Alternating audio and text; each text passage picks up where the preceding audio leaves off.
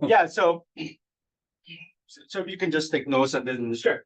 I don't know if this is gonna require any presentation, we'll just Is the summary like Yeah, something? yeah. Because I think the question that they gave us is what are the main AgMIP activities in this area? How come new participants get involved? And I interpret the second question more in like people that would be interested in being part of this adaptation mitigation policy planning uh, type of research, but maybe also thinking about um, funding and potential projects, which is, I think, can be included in what are the plans and priorities for next year. So what I thought is kind of give a brief summary of some of the AgMIP related activities from different teams, different parts. And then we can discuss if you guys have any projects or activities related to mitigation adaptation. We can discuss those.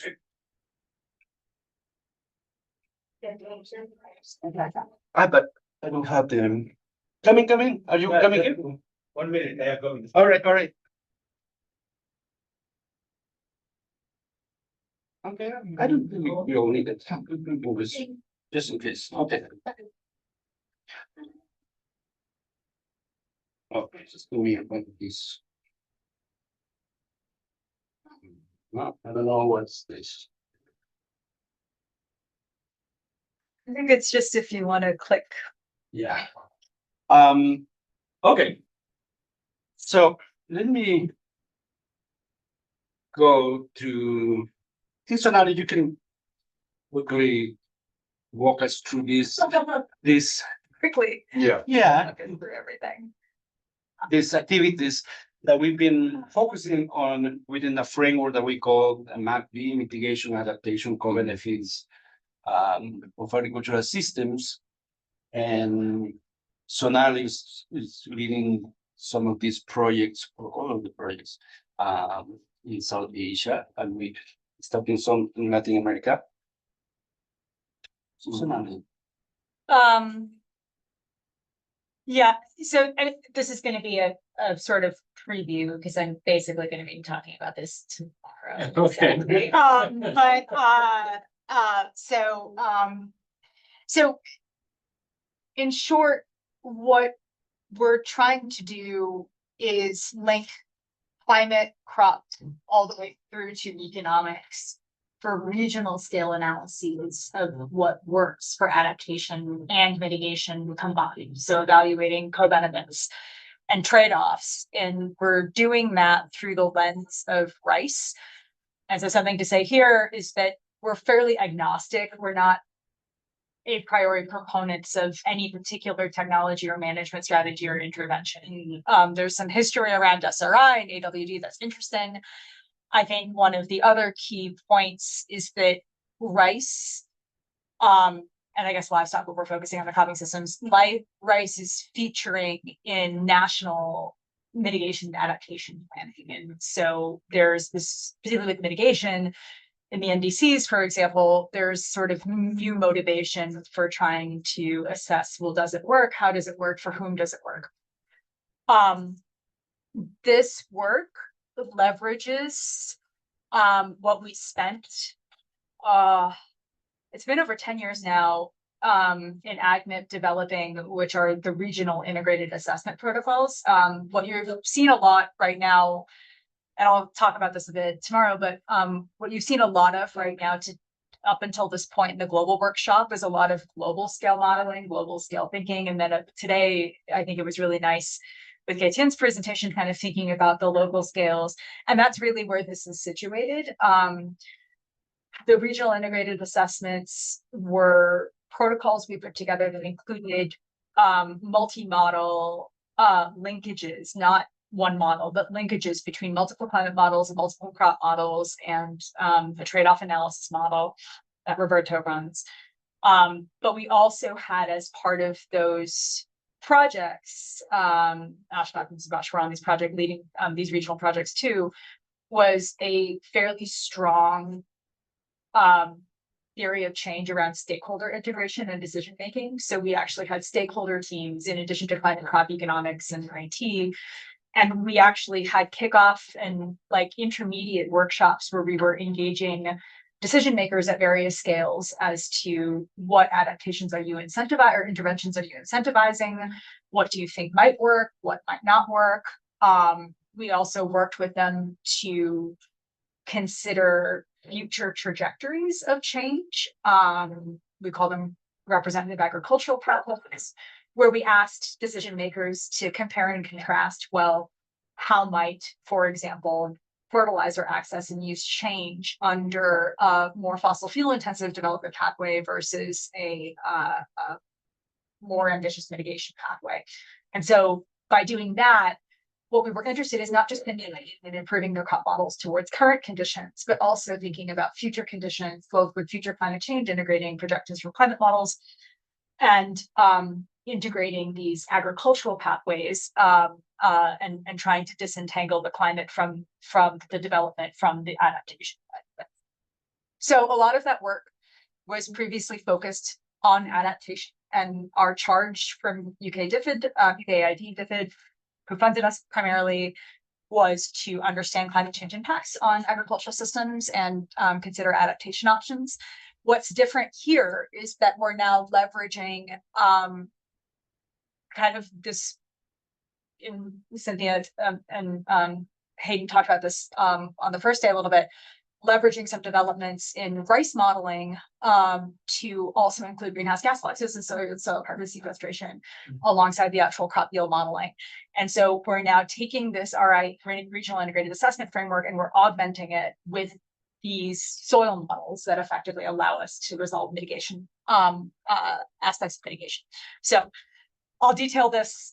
I'll show a diagram that illustrates this better tomorrow. But what we did is we developed this set of protocols and this framework approach, and we applied it to the Red River Delta in Vietnam, to 6 sites, although I'll focus only on 3 in Bangladesh districts, and in Tamil Nadu, 2 districts in southern India.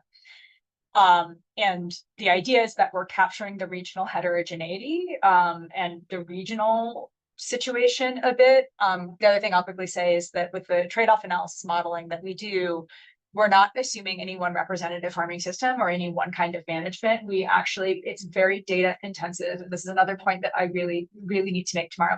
You have to go in there and collect the data that you need to see, because every time we leverage data, which all these projects have, we miss stuff that winds up becoming a lessons learned. So,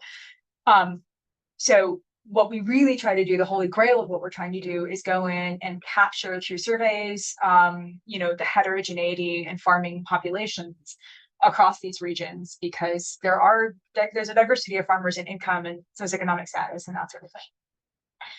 And that gives us that enables us to resolve the distribution of, I hate the term actually, but winners and losers, and who gains and why.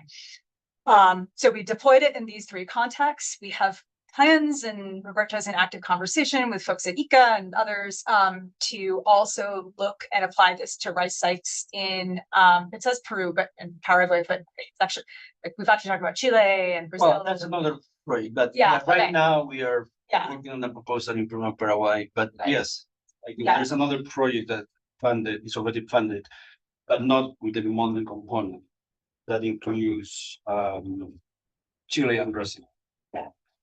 And so the upshot is that what's standardized about this are the methodologies and the framework, and we'll produce the same kinds of analyses, the same kinds of figures. We're kind of looking at populations. We're looking at the same kinds of metrics and indicators across these different spaces. What's different, obviously, is the context, the kinds of incentives, the socioeconomic realities, labor constraints. And so that's also something that we, with an ideal data set, hope to capture, and with secondary data, which is what we normally have to rely on, we capture as much as possible. And the intent of all of this is to figure out, with rice as a case study, but you can imagine the protocols are not necessarily geared only towards rice. You can apply it to any cropping system or any crop livestock system. The idea is to be able to walk out of there out of this kind of assessment with some quantification of baseline conditions, and then also how climate change impacts emissions and yields and productivity and all these things. And what are the options for improving those metrics jointly?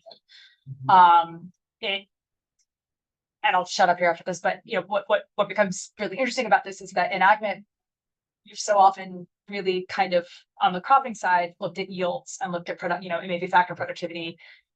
Now we're in this new ballgame of trying to do these multivariate calibrations towards yield and greenhouse gas emissions, or yield and methane, and yield and nitrogen.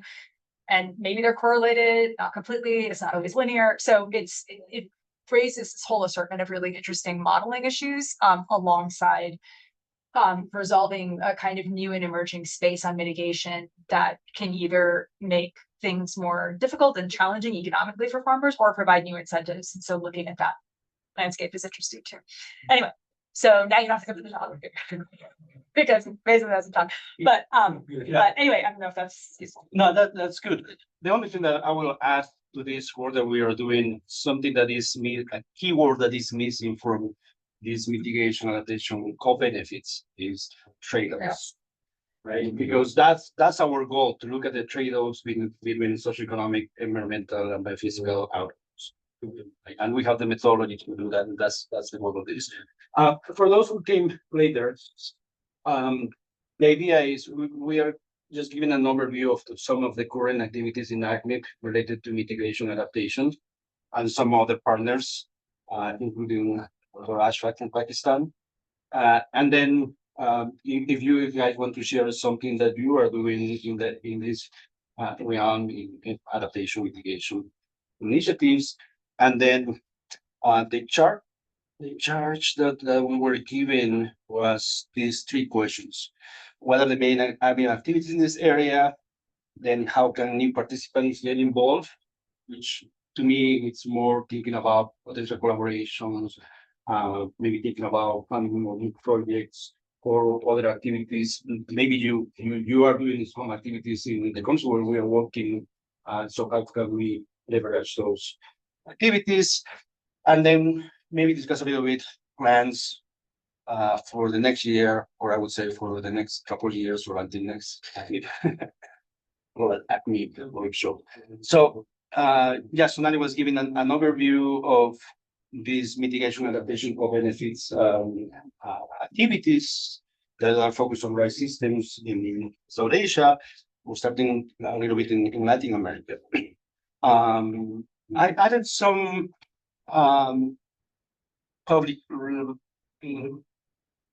recent publications that are related to this work and adaptation. And we have one more coming with us that we're working on, the Bangladesh, that is not listed here. But in the AgMIP website, you can find also another set of publications. Then in Senegal, our main partner is IPAR, which is the Senegalese Institute for Agricultural Policy. IPAR is the names in French, I think. So what they are doing is they are providing some support to update the NDCs of the government, and also they have some new projects. I thought Laura was supposed to come, but we talk about this. So they have some projects on just focusing on adaptation.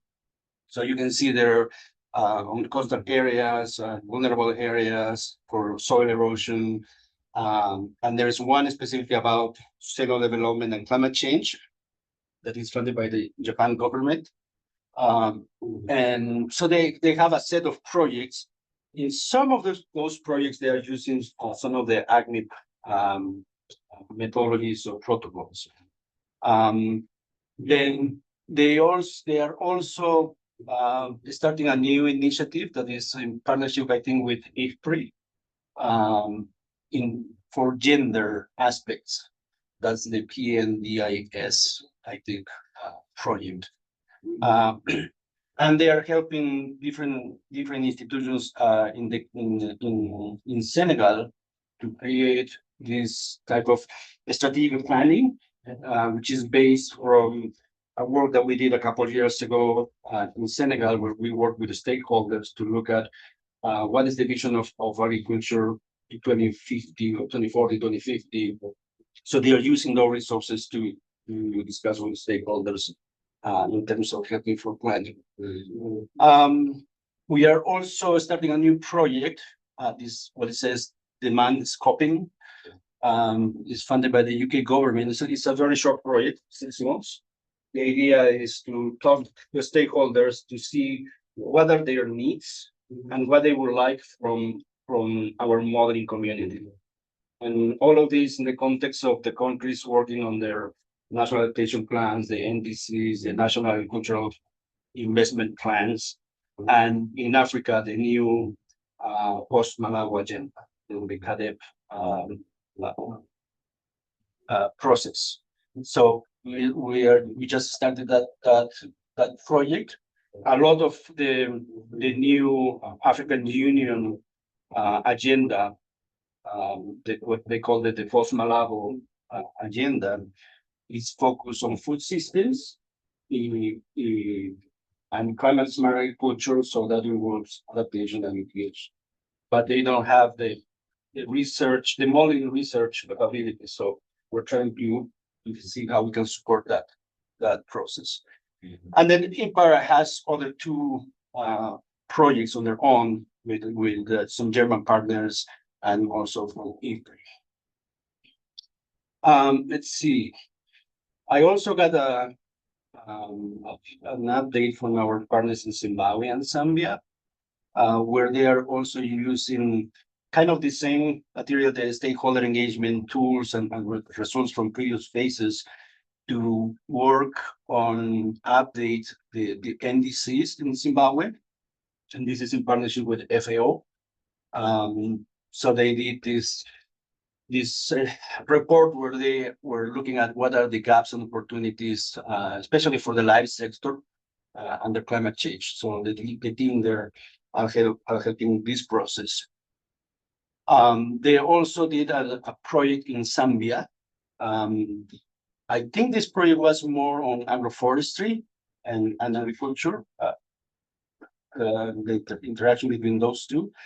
But the idea was to also provide the government to plan for developing what they call agronomy packages, this kind of adaptation packages to increase net farm returns in some areas in Zambia. Then I think they also did an analysis using our trade-off analysis model to test some sustainable agriculture intensification practices. So it's kind of an ex-ante type of analysis. And some of the sustainable agriculture intensification practices were climate smart. They didn't do the mitigation part, where it was most focused on adaptation. And more recently, they are planning to contribute to new green climate fund projects in Zimbabwe. Okay, so let me move to Dr. Ashford. I have your presentation here.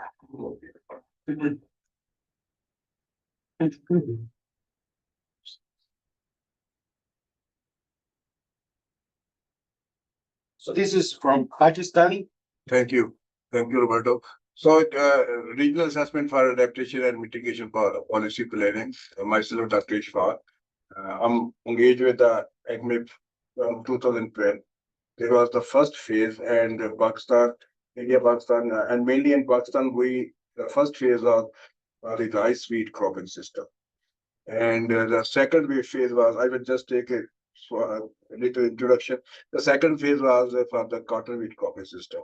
And ultimately, what we have to do, we have to develop the adaptation packages for the farmers and for the policymakers and for the progressive farmers and for the private company. So we did up to the governments, federal governments and the provincial government. And overview challenge, this is, very, everyone knows, all the colleagues, high very high climate variability and extreme weather. You are seeing in Pakistan and India both.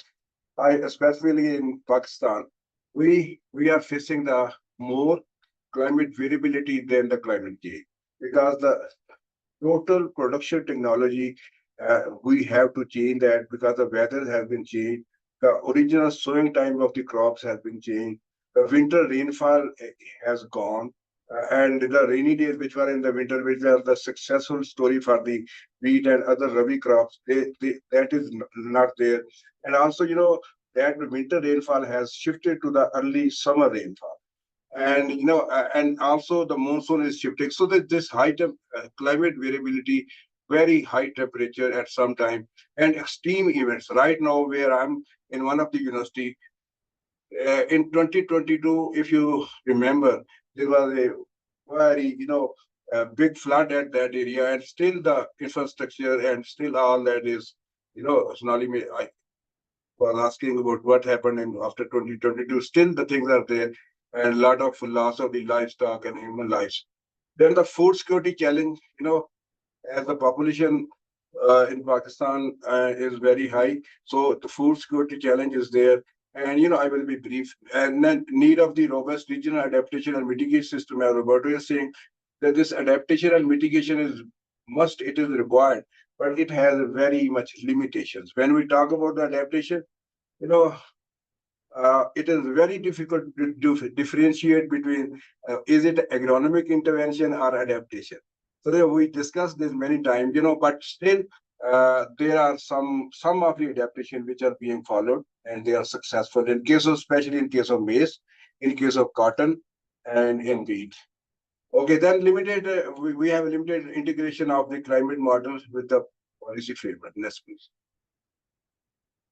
Okay, so existing AgMIP activity is, as I already briefed, that the this number one is the climate change impact assessment we did in the case of rice wheat and cotton wheat, and we are working on the other major and minor crops also. And then the crop and livestock modeling, it's everywhere it is being felt that crop and livestock, they are not separate things. They are the components of a household in Africa, in Asia, and South Asia. So that's why we should take them at one time. Then the policy engagement, all our results should be shared with the policy makers, with the policy implementers, and we are sharing that. And I have reported already that in federal government, in Pakistan Meteorological Department, and in Punjab government, they have been implemented some of the AgMIP, recommendations. And multi-model comparison, we are not working on one model. We are using the DSAT and also EPSA. So we are comparing which one is giving the good result and how, what is the most useful forecast outcome. So next is the recent advances. We are working on climate and crop modeling. As I said, in the AgMIP first phase and second phase, we are having the 4 teams. Number 1 was the climate team. Number 2 was the crop team. Number 3 was the economics team, and then the IT team. So crop and climate modeling we are working on that. And also, now it is being felt that we have to move from crop and crop modeling to artificial intelligence and remote sensing. And also, there are some advisories, there are some companies which are they are working on the decision support system tools, and they are creating for the farmers and other stakeholders also. Then the regional collaboration, of course, we need the regional collaboration. We are building the partnerships with the private companies, especially, and the advisories some of the climate companies.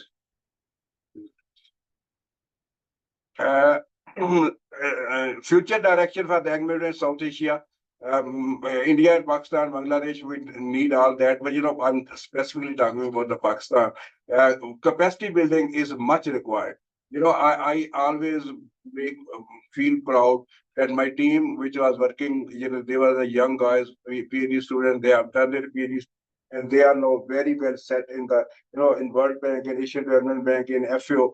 So still we have to, we need a lot of skilled manpower. And we have to offer the training on the EPSM, DSAT, LIFSIM, and the TUMD. And I'm trying myself, and it is a continuously in a series we are offering these trainings. And then the socioeconomic integration is must, and diverse cropping system. Uh, as I said, rice wheat and cotton wheat. Other than that, other crops we should take into the cropping system also, which have been neglected. Which we, since you were seeing the orphan crops or the alternate crops or the marginal crops, then the policy engagement is must. Strengthening interaction with the policymakers to enhance the decision system. Whatever the results are coming from uh, uh, our trials, from our simulations, they should be implemented and they should be shared with the, and we are already doing with the sharing with the policymakers.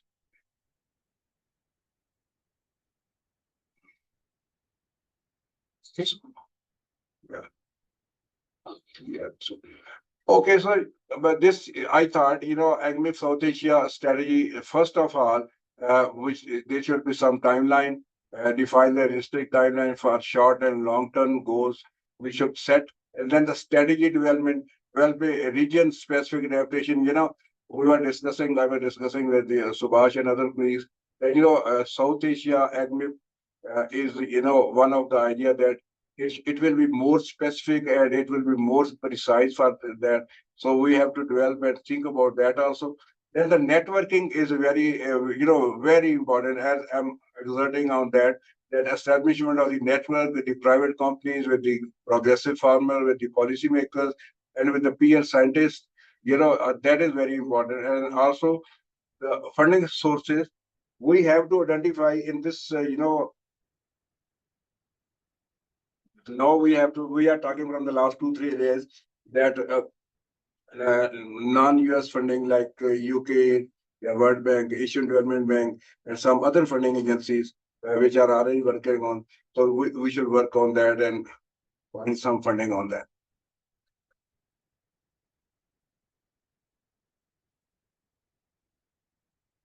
So this this slide is very near to my heart. I basically always say that AgMIP Pakistan has benefited most from the AgMIP because luckily we were placed in the universities. There were 4 universities involved. One of them was Agriculture University Faisalabad. Then in the south, and Pakistan Meteorological Department, their young career, they all have more than 25 people. They have done their PhD by this AgMIP protocol. Well, some of them were the crop model, some were the economist, and other the IT person. And also, you know, climate assessment tools and impact the adaptation strategies are developed. Then the crop modeling, we were having, still we are having the field trials, the data analysis, and model development. Ultimately, all this is being implemented through policy makers and the capacity building. As I said, all these basic models we offered, again and again the training of these hands-on training of all these models, and ultimately it was, it was excellent that they were trained. All the young faculty and young students, they were trained. And then the decision support, stakeholder engagement is very, very unique. Every country is following, but in Pakistan, in case of Pakistan, from federal government up to the, common farmer, everyone is being engaged, and we are sharing our results with all of them. Then the collaboration, partnership, and knowledge sharing. We are regularly sharing that we are holding the conferences, seminars, workshop, just to share our results with the all the stakeholders. Last slide. Okay, so this Pakistan research contribution using AgMIP methodology. As I mentioned, the PhD students, I have just mentioned some of them.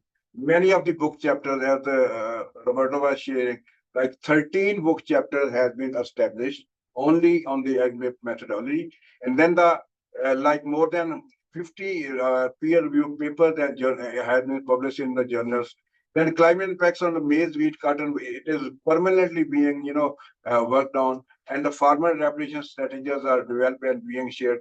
And that I will just talk about the projects uh, on the same methodology, almost on the same methodology of AgMIP as Roberto was sharing. There was one of the project, modern MHSV. Sorry, it is written wrong. It was modernization of hydromet services of Pakistan. This is funded by the World Bank. And the second project is CARE, Climate Adaptation and Resilience. That is also on the same methodology. And I also worked in these projects, and we have developed the advisory services for the farmers and for the policymakers.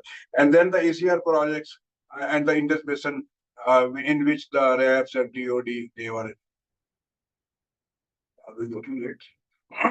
Okay. So, yeah, future direction for the agriculturization in South Asia, we have the funding and the partnership.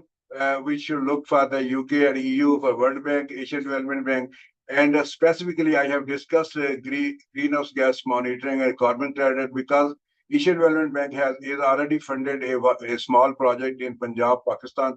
So we are. I'm also thinking, and I have discussed with colleagues that we should prepare a proposal and we can submit to the Asian Development Bank, and we can earn the carbon credit, and a lot of things can be said on that. And the other thing is we are trying to expand the scope of the agreement from wheat, cotton to sugarcane, fodder crops, and the cotton revival. There's a total debacle of cotton in Pakistan because in 2015, there were 15 million bales of cotton, but due to climate change, due to the sudden rise in temperature and humidity and all that, and rainfall, it's a total failure. And from the last 2-3 years, Roberto, the policy makers are thinking about how to do and how to revive cotton. So that this is one of the consideration. I also wanted to discuss new collaboration which we are making, keeping in view the AgMIP, that is Green Pakistan Initiative GPI, and under that is the LIMS, Land Information Management System. That is basically going deep into the small farmers, and then the high efficiency irrigation system and the visual land. Okay, so next one. Okay, so this that's all from my side. I have skipped many of the details because due to the shortage of time, but the floor is open, and we have to identify the key action items and responsibilities, and we have to develop a roadmap for implementation. Thank you very much. Thank you, Subhash. I was going to give the floor to Siwa, but I think he's gone already. Yeah, he got to leave soon. So okay. Subhash, do you have any of your AgMIP activities that you want to Yeah, report? actually, I don't have any slides, but I will explain. After AgMIP activities, we thought of doing, already we are doing with my PhD student.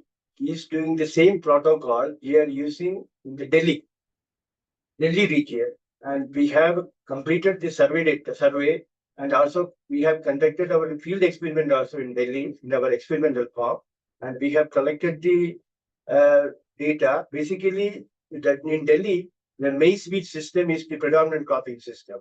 So we thought of collecting all the data set for the last 2 years, and we would like to do the same methodology, same protocol in Delhi. That we are doing. I think we are within 1 year he will complete his PhD. That is one aspect. And the second aspect is we did the same protocol we implemented in Udham Singh Nagar, that is in Uttaranchal state. So there also we did one, that is same cropping system, rice wheat cropping system we did.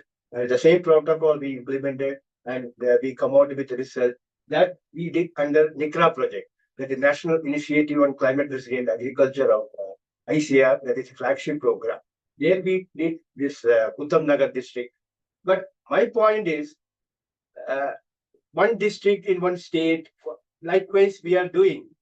After getting the result, when we move to the policymakers, so they are not taking one district, they point at the entire state, because as far as India is concerned, the agriculture is a state subject. So they want at least in their state how the climate change will affect and how this will influence the farming community at the farm level income, everything they want at the state level. So we need to see in the future, we need to see how best we can implement this at the state level so that it will be good to influence the policymakers, so that it will come with the policy aspects of the government of India as well as the state government. That is one aspect I want to see. And also, we have a lot of discussion with the Pakistan team as well as the Roberto and the Sonali. Actually, we would like to see how best again, because in between we have submitted 2, 3 projects also, but we could not succeed.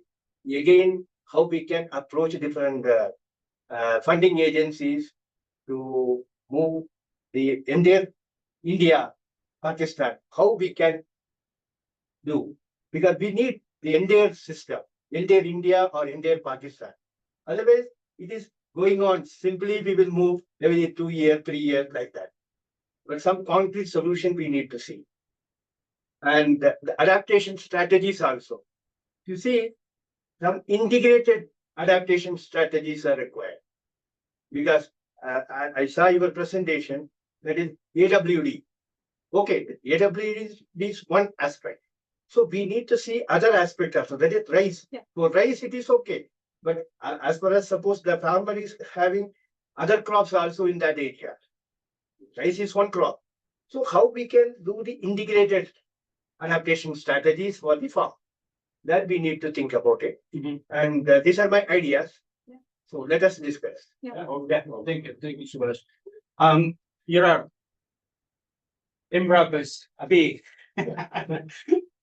Maybe you can Yeah, talk us about. as you know, Imbrapa has participated with AgMIP initiative back in the days, in the first initial years of AgMIP, and now we may have an opportunity to re-engage with you. That would be very welcomed.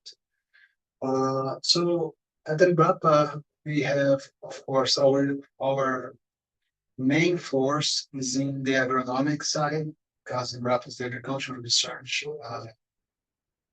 arm from the Brazilian Ministry of Agriculture. So we have 1,500 scientists spread over 42 research units. Most of them work in this agronomic area. So this field of crop modeling or the data for crop modeling will be one of the biggest strengths from an Embrapa perspective. Of course, we have also some activities involved with forests. When you go to the part of economics, probably you should have around 100 and 150 guys trained in economics and be engaged depending on. One of the things I've been wondering is that we are doing this modeling, and as you have highlighted, we need to have this interface with the policymakers. In the case of Embrapa, this is kind of easy, because the president of Embrapa responds directly to the Ministry of Agriculture. So this interaction makes easy the thing, because the guy asks what's going on, and the president of Embrapa answers what's going on. And the guy has a problem, he needs to work for the boss. So this interaction with the policy realm at Embrapa is easy. But I am wondering, how are you working with this science policy interface when it comes to AgMIP? And of course, and then we have almost an open book to rewrite this re-engagement of Embrapa with AgMIP. Yeah, I mean, that has been one of the big topics for AgMIP over the last. Let me put it this way. When AgMIP was born in 2010, the focus was crop modeling, then we added to the farming system, right? And it was more about model improvement and model intercomparison. Yeah. And then we started with the projects in Africa and Asia, where we developed our regional integrated assessments of climate change. And I remember in the first phase, we have our results, and every country went to their Ministry of Agriculture to present, and they said, fine, but nothing happened. So what we learned over the years was we need to involve the stakeholders from the beginning, make them part of the research team. Yeah. Because we need first to understand what do they care about, right? What kind of indicators they want, and co-design the vision for agriculture for 2050, right? What we call pathways or scenarios, and co-design adaptation strategies that are suitable for the local environments, for the local agriculture, right? So we developed all this process to engage with the stakeholders, and and then after that, more recently, another project that we have declared only a few countries, the goal was, okay, so we have that interaction with the stakeholders. There's a little bit of buyout. In one case is what Dr. Ashford presented for Pakistan, a big uptake of our results. But then the idea, the goal was to think, how do we translate our science into action, right? How do we help this interaction science policy to become something that is actionable? So yeah, we work with a few countries, Ghana, Senegal, Zimbabwe, in the CLARE project, where we interacted with what we call key stakeholders, but at national level, right? Were people that were actually involved in the national adaptation, national adaptation plans, for example, the processes, and it was going well until we lost the funding. But that's that. I think at least for me, that's one goal of the work that we are doing is not just doing our science and running thousands of scenarios with our models, but how we can translate that into action, right? Can I Yes. check my screen? Yes. But you can keep talking. I just want to. One thing that perhaps we should consider is that a couple of things actually. Policies, they can be good or bad. Right? Well, generally, we used to say that policies, or at least we want to interpret policies are always going to be good, and that's not the case. If you go to literature, many of the policies they are put in place to correct failures of older policies. Yeah. So this is the first thing we need to make it clear that policies could be good or bad. Yes. Yeah. The other thing, sometimes, again, in the Brazilian case, there are miscommunication, misunderstanding between the real world and the world of policies. Let's take pastures as an example. So you have the initial productivity of pastures, and then with time, this productivity is going to decline. Year productivity in terms, for example, of carcass equivalent per hectare is normal. Depending on the relative prices, the ranchers, they are going to recover productivity after 2-3 years. Eventually, they go a little bit further and recover the productivity with more years. And that is part of the system.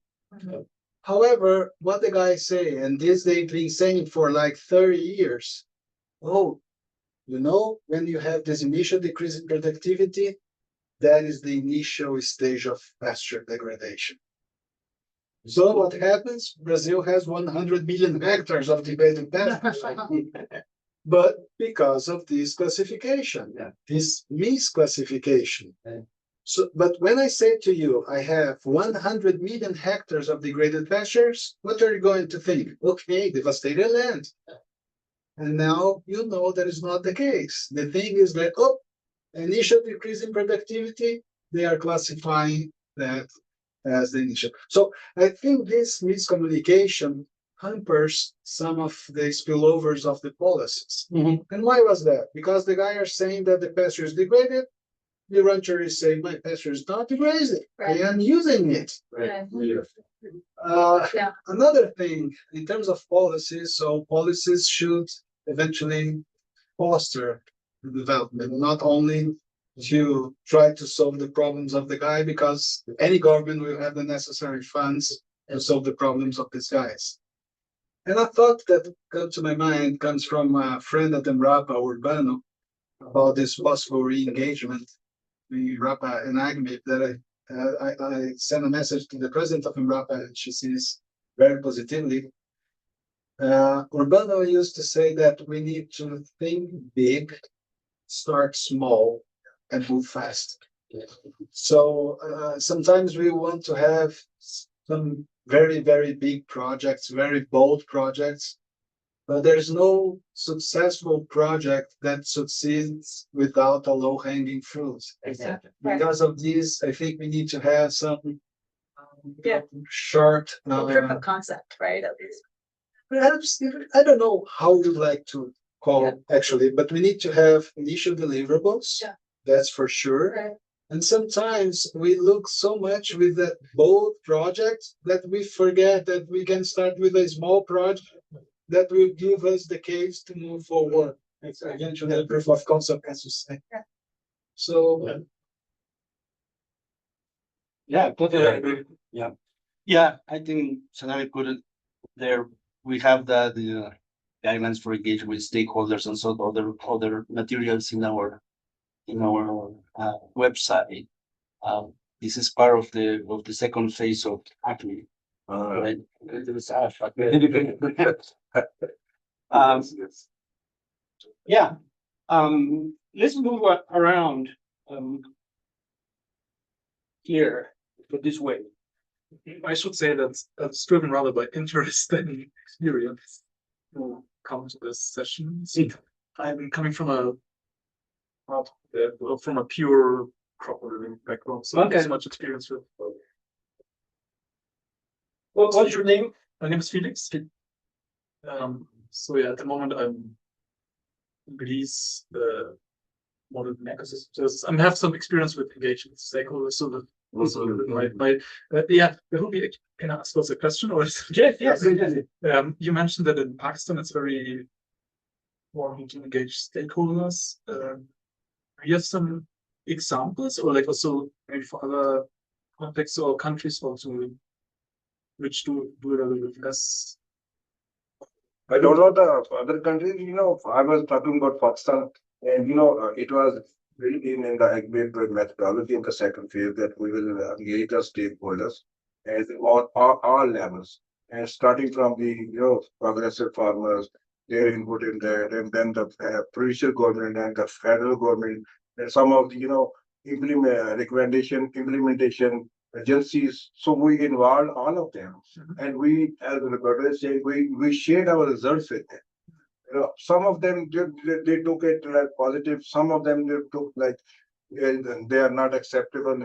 Then they gave us another task, and we again worked and went and sit on the bench, and we worked again on that, and then they were acceptable to them. So this was the different levels of acceptance in the provincial government, in the federal government. And ultimately, I'm happy that some of our recommendation they became part of the action. But question if he had something to show. Yeah, other I countries. found it just interesting to hear that stakeholders are really engaged throughout the process. Mhm. To me, sounds very promising. Yeah. So I'm happy to hear that it's. Um, I'm sorry, I'm not in the working group, but I do participatory research. So this subject suited me better, so I sat here. okay. Okay, you are welcome.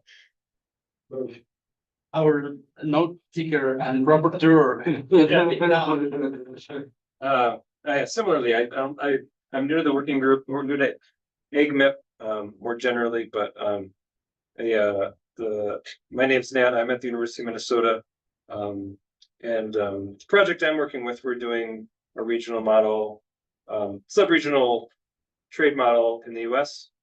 And so we're trying to connect climate solutions more on the mitigation side to actors within the supply chain.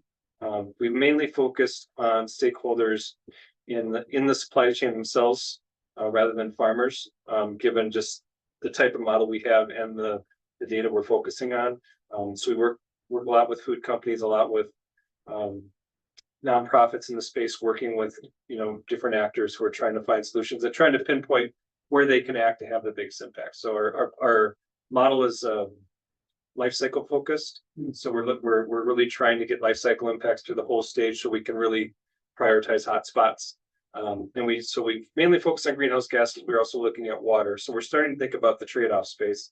So like in terms of things we've talked about here, I think, we're currently working with the Nature Conservancy to try to expand the trade-offs we're looking at. We want to do biodiversity. We're thinking about water quality as well. We already do water availability.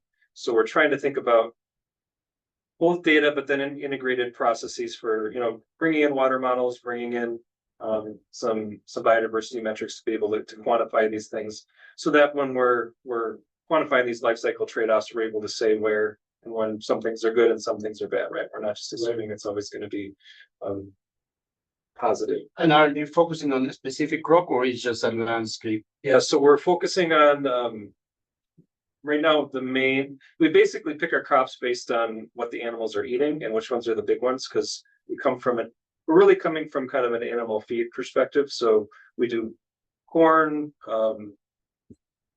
soy, wheat, and alfalfa right now. Right. And we're expanding. We mainly do corn for feed, but we're also expanding to corn for food, to hominy. And we're consistently trying to add crops. We kind of have a crop by crop approach similar to AgMIP. But I gave a presentation in the last session. One of the things we're trying to expand it to is more into the resilience adaptation framework. Because right now our model isn't set up to really assess adaptation, either scenarios or solutions, right? Like even if we know, basically quantifying, well, how resilient is a particular piece of the supply chain to an impact, right, to a driver. But then the next step, well, what can we do about it? What are the adaptation solutions? We basically looked at mitigation solutions. We've done a kind of a mitigation approach model. So we're looking at how to both modify the model to be able to measure resilience and adaptation in the supply chain, then also start to look at adaptation solutions. Yeah. We're the institute that I currently work at. I'm not directly involved with this initiative, but they're part of the in the US we have these it's called the CASCs, the Climate Adaptation Science Centers. Yeah. And we host the Midwest Climate Adaptation Science Center at our institute. And they've done a really good job of trying to connect with city and government initiatives who are building climate adaptation plans. Right. So for me, that's where I see what they're doing over there and trying to, build adaptation efforts and think about, well, how can we plan ahead and build resilient strategies into our policy making. And I look at what we're doing on the mitigation side, we should be doing adaptation and thinking about how we can contribute to their adaptation plans, particularly because a lot of these areas are in the places where we're modeling, farming mitigation impacts. So that's kind of where we're headed. And so I don't know if there's I think for us, what would be useful in thinking about, well, how can we plug into what you're doing is what, you pulled up your that report. It's well, how can we start to develop stakeholder engagement protocols and things that align with what you're doing, especially once we start getting into this adaptation space? Now can I go to, the people who I know are doing climate adaptation science, thinking about how we can bring them into this conversation, because they think about that every day, about how are we going to help people develop these climate adaptation plans? How are we going to do the science? How are we going to build these things so it's useful to them? And any resources you have would be great. So just learning about how you've been doing this for a long time. You've been developing these wraps and this approach, and just learning about how you're doing it could be useful for us. And all the presentations from the different sessions are going to be available. Oh, wonderful. And there is one that I can send it to you, the one that we had in your session this morning, of a project that we have in New York, in the upstate New York, the Catskill region. Okay. Where we are looking at base management practices. Okay. The area has a little bit of agriculture, but it has some dairy and beef. So the New York Water Council, and what's called WAC, and DEP, so they were concerned about the water quality going to New York. So they want to test new base management practices and harvesting there with climate change. So we're using this approach of integrated assessment with pathways. We're using SWOT as for water,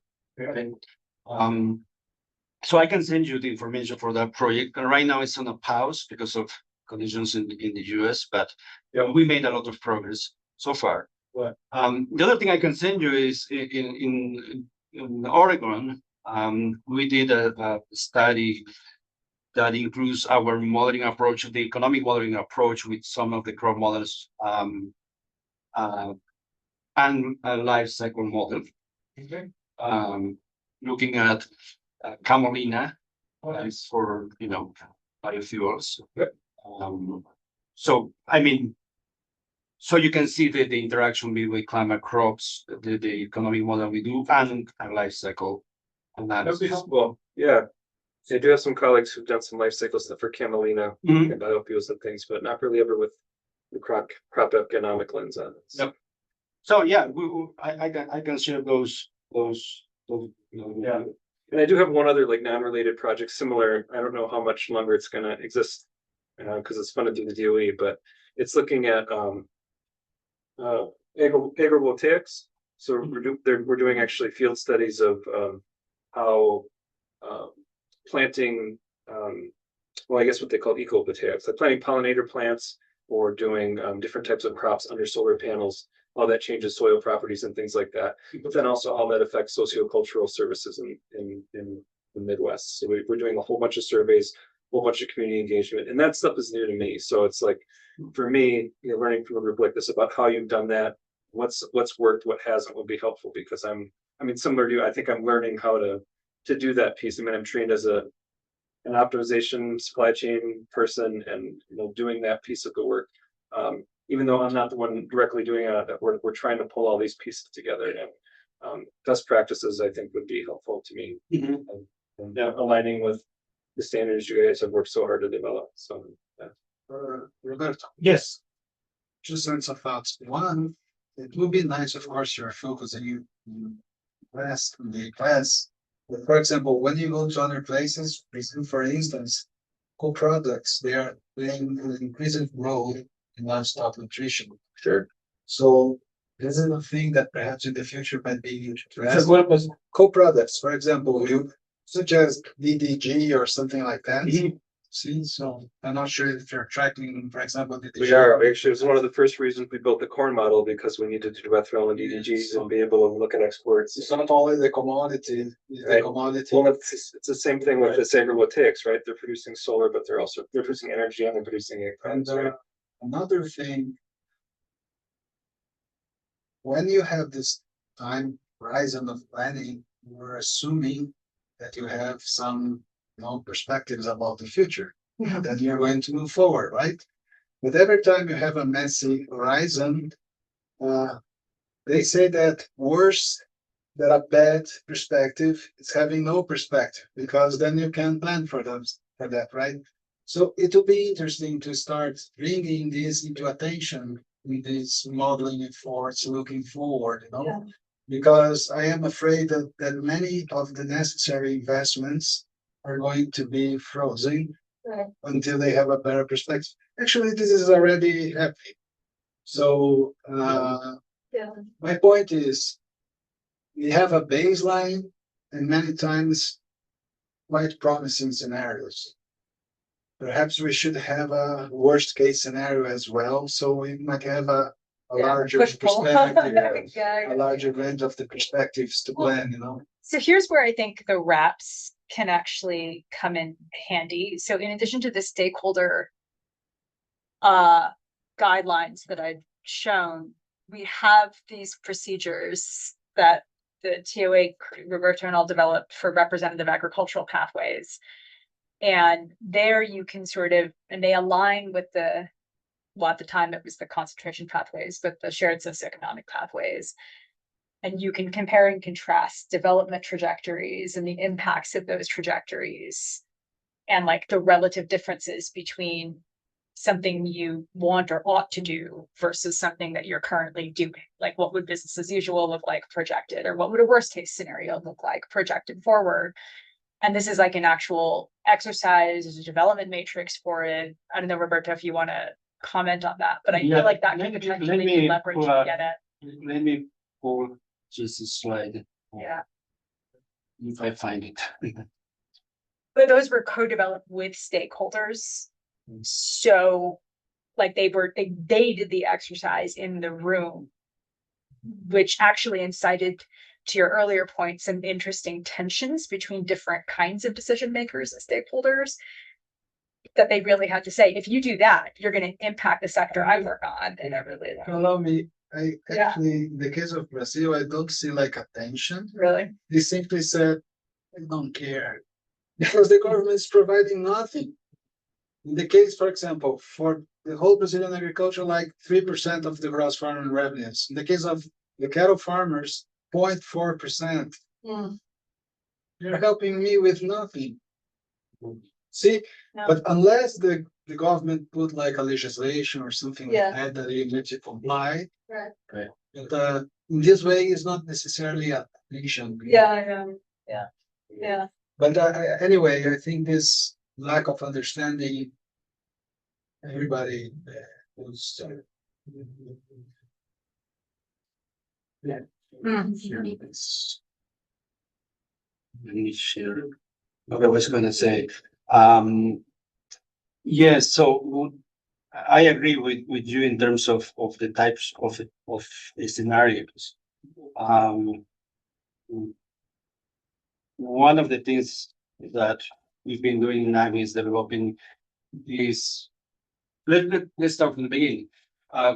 Many years ago, most of the climate change impacts were done using future climate by 2050, even end of the century, applied to current conditions. Yeah. Right. But we know that technology changes prices and physical conditions and other things. So in following the methodology of developing the shares of economic pathways, the SSPs, if you're familiar with the climate change, right? The SSPs. And those narratives were more generic for the entire socioeconomic realm, but we wanted to have something more specific for agriculture.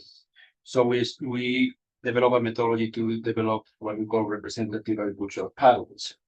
And one of the things, let me go to this slide. So when we think about the future, we cannot predict the future, right? But we can think about what if type of scenarios. What if we follow this pathway? What if these policies has some consequences on different drivers, right? So at the beginning, we started thinking, okay, so based on the current knowledge, we can project the future and we can use some econometric models or statistical models to make those projections, right? But then you can start tweaking those projected futures to have these kind of futures, what is probable. And then if you have a vision, right, for a country, then this is where I would like to end.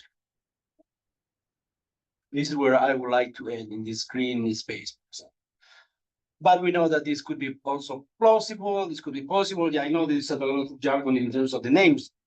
But what was interesting was when we were developing these different pathways in Africa and Asia, we say, okay, well, this is impossible. This is not going to happen. It's red word. So we should not just have this wild card, one word, right? And 2 years after that, we had COVID, where everything was disrupted. So now we say, well, maybe we should have thought about one of these types of scenarios, right? Another example in Kenya, a big region, agricultural region, now is a mining region. So agriculture is fine, right? Or like no rice in the IGP.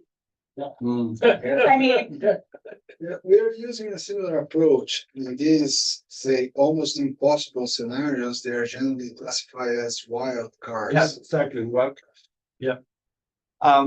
So yeah, I mean, now I think we can think when we develop these pathways, think about what if something disrupts this probable, plausible, or preferable pathways, right? Well, and I think what's important about the process is that it wasn't us as scientists sitting here developing it in a vacuum. It was with the stakeholders in the room.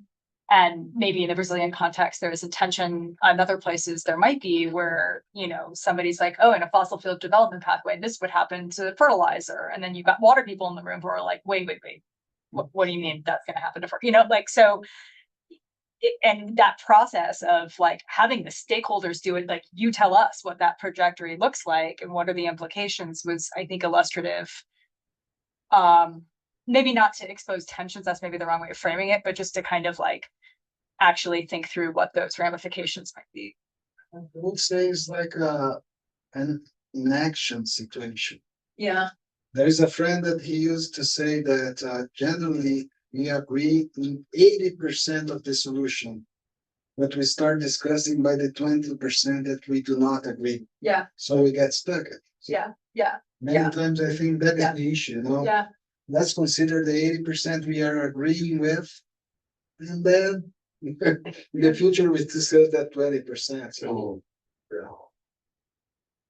But that 20% is what you can vary over, right? Like if there's disagreement on that, you can sort of plan a wrap A and a wrap B to kind of deal with. I would say that many times that 20% they are the normative view of the world. Yeah. It's normative. There's no way for you to contest. I think that should be that way. Yeah. Not necessarily you back your information, you know. So it's difficult, but So I think we only have 14 so minutes. Can we talk about plans, priorities? I don't want to say for next year, but just for immediate future or something like that. In general, the way I see, for example, is with Ashfaq and Subash, we're thinking about maybe joining efforts, as you said, maybe thinking about a large scale project that covers India.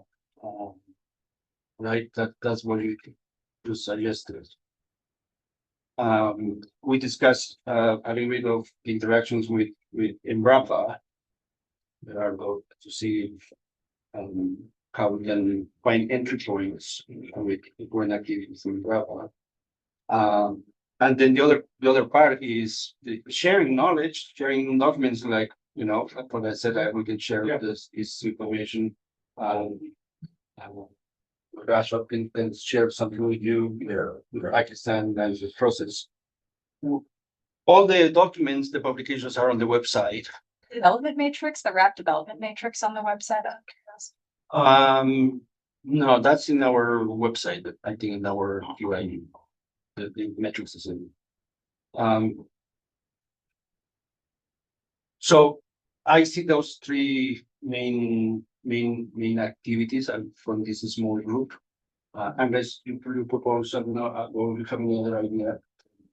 so summarizing the three again, please. Oh, me? If we keep certain that we are thinking exactly the same way. So Yeah. So for South Asia, we're thinking about maybe looking for a proposal or a project and activity that can cover, let's say India, Pakistan, maybe Bangladesh, based on our previous work. And find funding, basically, right? We have the tools. Perhaps we need to think about data, which is the other part, which is critical. To do all of this, we don't have the right data. I mean, we can use our minimum data approach, but it's still. And then with Embrapa, finding entry points, and as you said, maybe we need to have a more concrete call or meeting where we can identify, as you said, these low-hanging fruits to start with. Right? but I think one point that is for sure we can start, you know, is we always need to put together some papers, for example, MOU with AgMIP. Yeah. But one of the things that we can for sure start is like a partnership with knowledge. Just thing that you just said, we can exchange knowledge, we can exchange some of the stuff. This might be helpful, you know. So this is say an easy fix, you know, we can do that, it's easy. It will demand some time from our side, each side actually, that's okay. And then we can try to leverage on this initial collaborations, I guess, in this way, eventually to move to bigger possibilities. And they do not need to be actually that big, but we can start. One thing that we were discussing this morning, Roberto and I, is that, for example, Brazil is receiving COP30 this year. So eventually we might have, as Roberto said, an entry point and take advantage of this, you know, this big event that will be hosted by Brazil. Eventually, we might have the opportunity to generate some of quick analysis, and then we let the most laborious one to other point in time, but maybe an opportunity. Anyway, we need to set a call, discuss a little bit, and see how we can think big, start small, and move fast. Yes, think big. Just, you know, we have this dashboard, it's called Impacts Explorer. Where you can find all of adaptation studies that we did in Africa. And also the previous results that we had in India and in Pakistan. And it has several levels. It's just one level, which is key messages, some parts of the methodology. But there are other parts where you can actually interact with data, playing with the different scenarios and looking at how crop yields decrease or increase depending on using adaptations. So, and that's available on the website.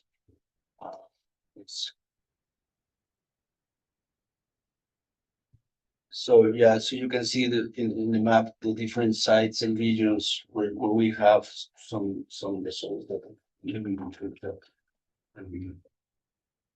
But yeah, I agree. Anything else or any other ideas? Yeah, just I think what you mentioned before, that's a great idea of developing own narratives or scenarios specifically for agriculture. I think that's Yeah, I mean we have done that for these countries, right? But and this is something that I've been discussing also with people on the teams. But we need to update those because most of them were done before COVID, right? And things changed, and this is a process that I think needs to be dynamic. It cannot be static. It's have a set of scenarios and then forget about it. At least to reflect the NDC and NAP updates. Yep. And since RAPs are stakeholder driven, they're location specific, location and time, I guess, is what you're saying, right? Yeah, you had these these global wraps, right? But that's not gonna be useful if you're looking at a region. Right. So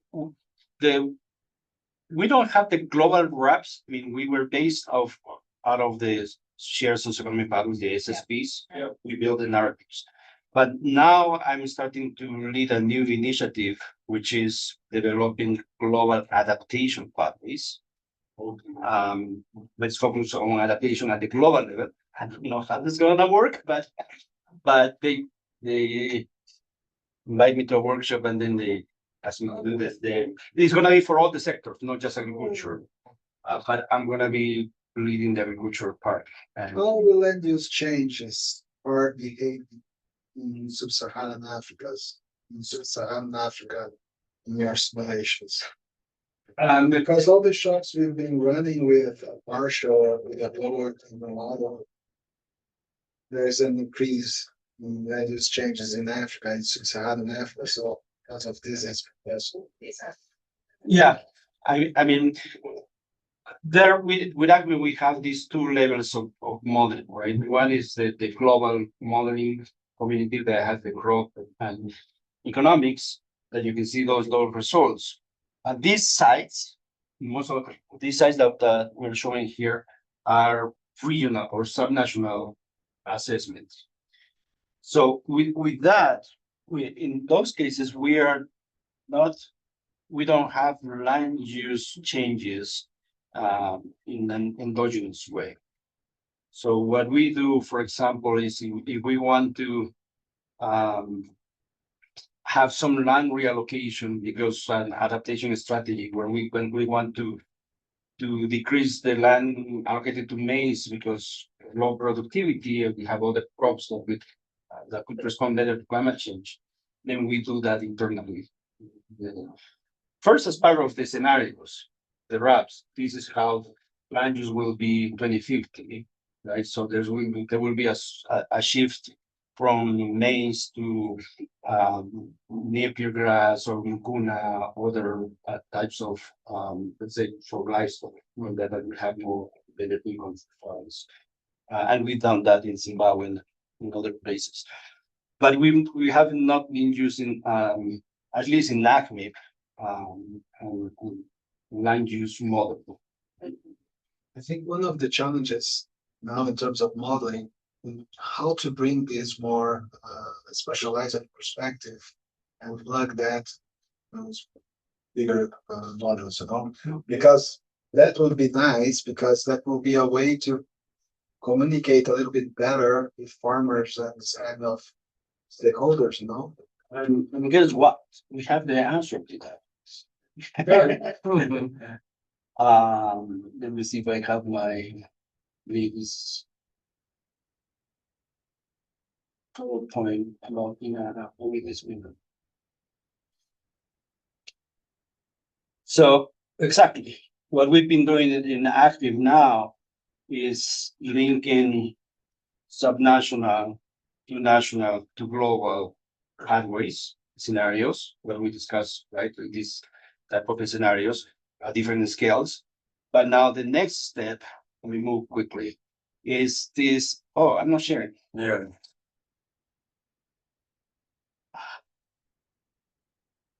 I thought I was sharing that and I was talking about okay.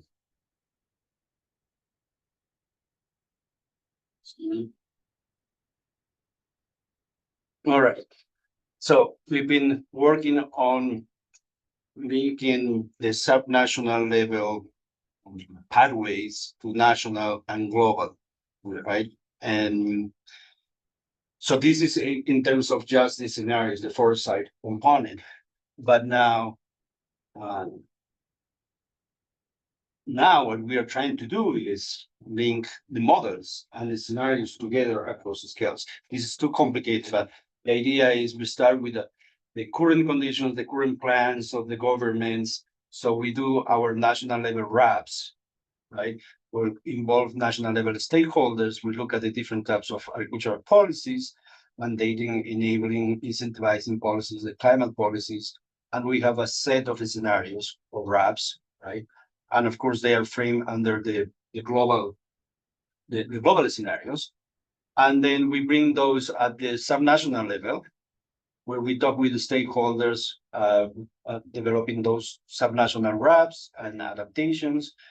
We bring our integrators in the climate, crop, livestock, and economics. So that allows us to have multiple regional integrated assessments. When I say multiple, could be multiple regions, multiple production systems like rice systems, maize systems in a country, right? We discussed that with stakeholders. Of course, we put that into our dashboard explorer. But then the next part is this is just pure modeling, being in these regional assessments to aggregate these outcomes at the national level and use a national economic model to look at market prices, price equilibrium, and consumption production, so we can have that loop again to the regional, trying to find this equilibrium, let's say, right? So this is what we are developing the protocols right now. And we did a pilot test in Senegal 2 years ago. And now we are working on improving those protocols. And because key to that is how do we link is what we call this interface, right? How do we link in terms of conceptually, but also in terms of software?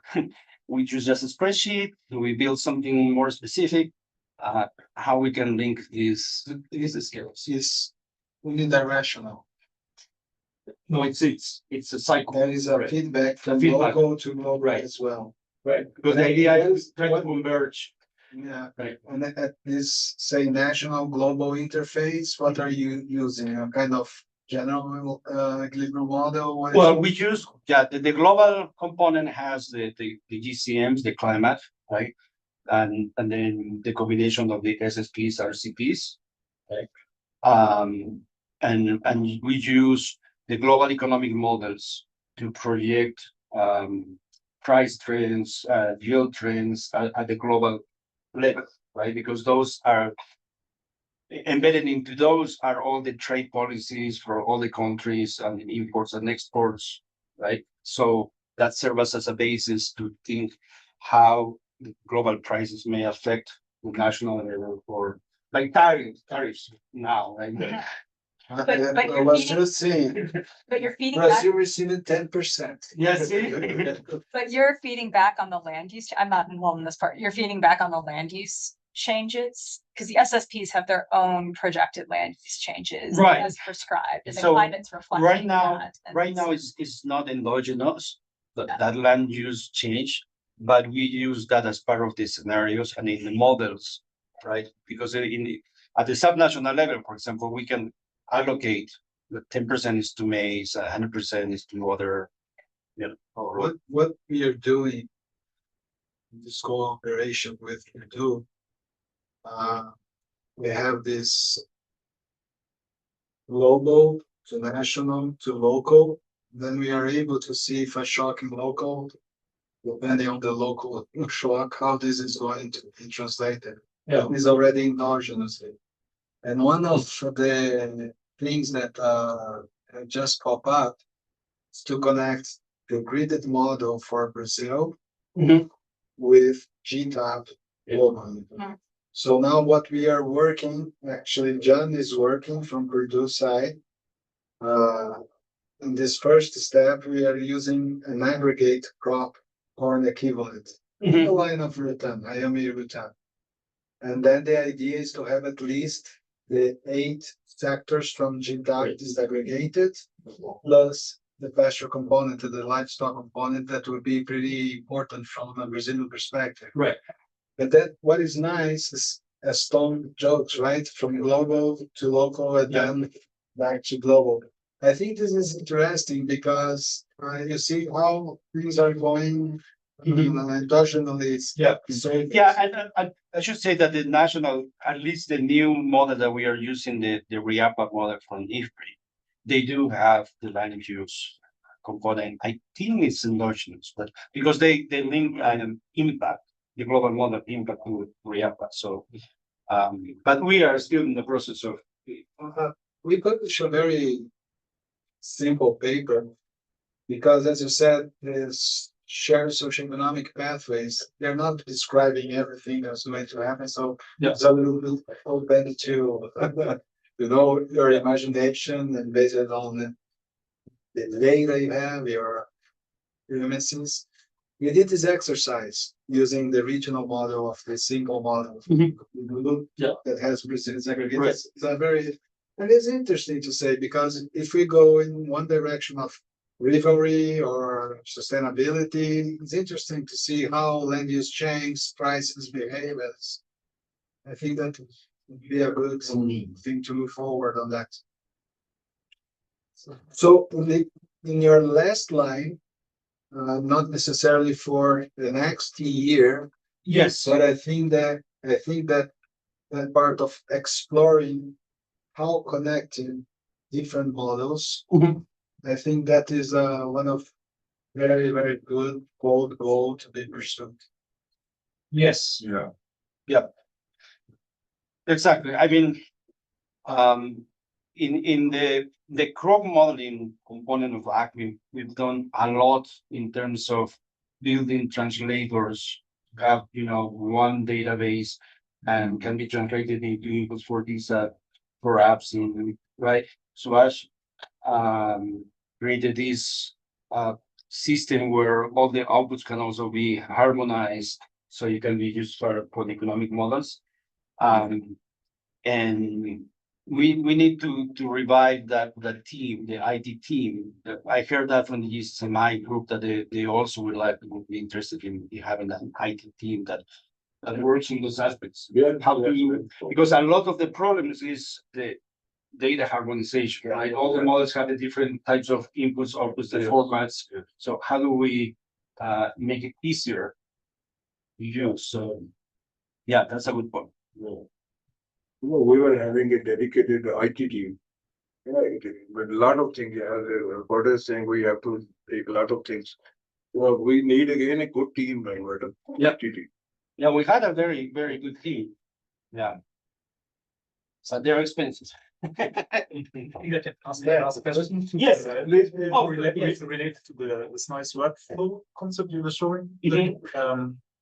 So I understood that it's planned to have feedback loops across the scales, but is it also planned to, in case, update the SSP scenarios? That it's just I'm asking this because I feel many people are using SSP as business as usual. Yes. And I'm wondering if there's still, if it's really still business as usual or. So with the SSPs, they release a new set of narratives,